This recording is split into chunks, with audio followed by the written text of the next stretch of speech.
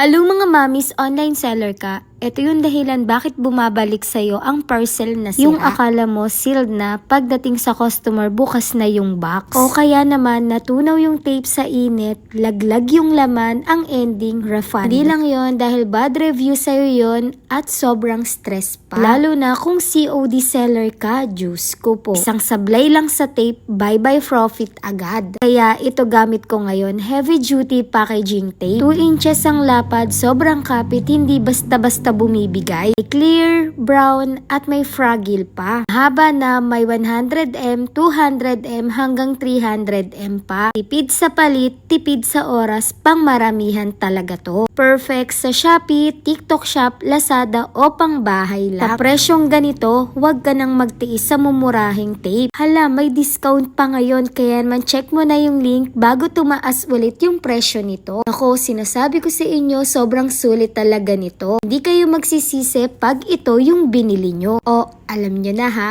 click the yellow basket. Yun lang. Thanks for watching. Bye-bye.